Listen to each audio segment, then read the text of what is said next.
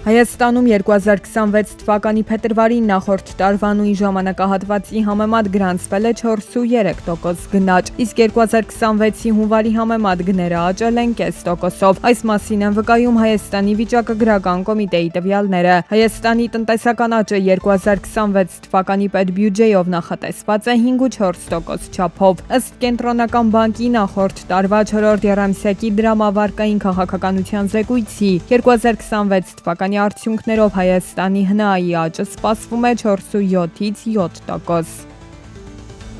Փետրվարի 1-ից 28-ն ընկած ժամանակահատվածում ապօրինի գործունեությամբ զբաղվելու վերաբերյալ պետական եկամուտների կոմիտեն 16 դեպքով կազմել է արձանագրություններ։ Ապօրինի ձեռնարկատիրական եկամուտը կազմել է շուրջ 74,6 միլիոն դրամ։ Հնարավոր տուգանքի չափը կազմում է շուրջ 38,9 միլիոն դրամ։ Այս տարվա փետրվարին Հայաստան է այցելել 121,285 զբոսաշրջիկ։ Այս մասին հայտնել է զբոսաշրջության կոմիտեն։ Նախորդ տարվա նույն ժամանակահատվածում զբոսաշրջային այցելությունների թիվը կազմել է 117,372։ 2026-ի փետրվարին առավել շատ զբոսաշրջային այցելություններ գրանցվել են Ռուսաստանից, Վրաստանից եւ Իրանից։ Ընթացիկ տարվա հունվարին Հայաստանում արտադրվել է 389,200 լիտր գինի։ 2025-ի համադրելի ցուցանիշի համեմատ գինու արտադրության ծավալներն աճել են 11,4%-ով։ Օղու արտադրության ծավալները կազմել են 45,500 լիտր 17,9% աճով։ Գարեջրի արտադրության ծավալներն էլ կազմել են 1474,2 լիտր 22,6% աճով։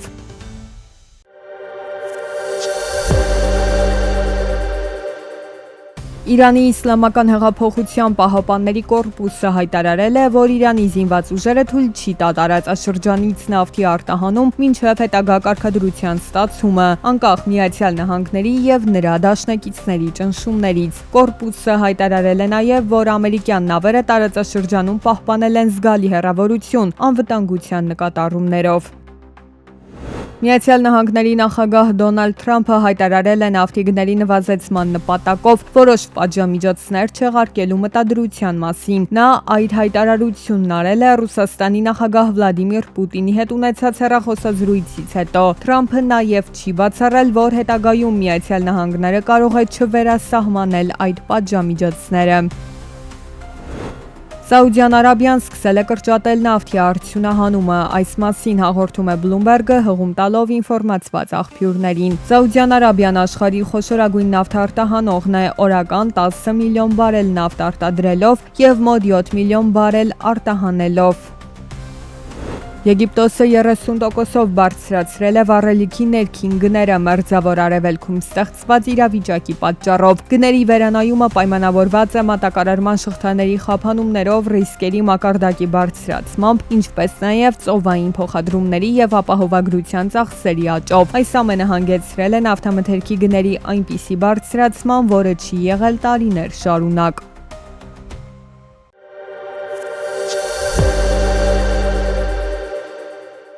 Հայտարարագրման համակարգը ներդրման պահից ոչ միանշանակ արձագանքներ ստացավ։ Հանրության շրջանում դժգոհություններ առաջացրել օրինակ այն հանգամանքը, որ վարկերից ստացվող գումարները ենթակա են հայտարարագրման։ Պետական եկամուտների կոմիտեն, ֆինանսների նախարարությունն ու կառավարությունը որոշել են վերացնել այդ պահանջը։ Վերջին փոփոխություններով վերանայվել է նաև միջանձնային փոխանցումների շեմը։ Խոսքը նվիրատվությունների, փոխառությունների եւ նմանատիպ գործարքների մասին է։ Ես փորձեմ ավելի པարզ լեզվով բացատրել, որ հասկանալի։ Օրինակ, միասին գնացել են որևէ սրճարան եւ մի ընկեր օրինակ վճարում է կատարել եւ մյուսը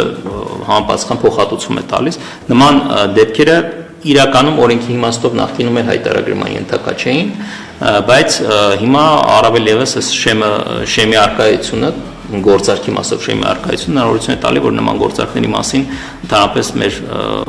քաղաքացիներն չանհանգստանան։ Ընդհանուր առմամբ ՊԵԿ նախագահի տեղակալը դրական է գնահատում 2025 թվականի հայտարարագրման արդյունքները, մասնավորապես օրինակ բնակարանների վարձակալության վճարման հարկերն աճել են 143%-ով, ի դեպ մոտ 200,000 քաղաքացի է մուտք գործել համակարգ ու լրացրել հայտարարագիր, սակայն լրացուցիչ տվյալ պետական եկամուտների կոմիտեին չի հայտնել։ Նախկինում, եթե մենք հավաքագրել էինք, այսինքն 23 թվականի արդյունքներով հավաքագրել էինք 4.5 միլիարդ դրամ եկամուտ,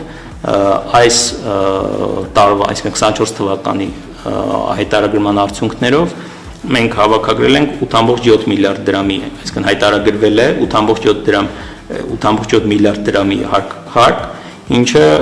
գրեթե կրկնակի անգամ ավելի շատ է, քան նախկինում հայտարարված հարկը։ Ցանկացած քաղաքացի, ով նաև Հայաստանի Հանրապետության ռեզիդենտ է, կամ իր կենսական շահերի կենտրոնը գտնվում է Հայաստանում, կամ տարվա մեջ 182 օրից ավելի գտնվել է Հայաստանում, ունի հայտարարագիրը լրացնելու պարտավորություն, համակարգը արդիականացվում եւ ավելի է պարզեցվում։ Եթե մինչև նոյեմբեր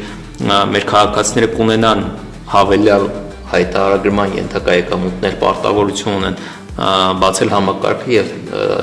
նշել այդ եկամուտների մասին,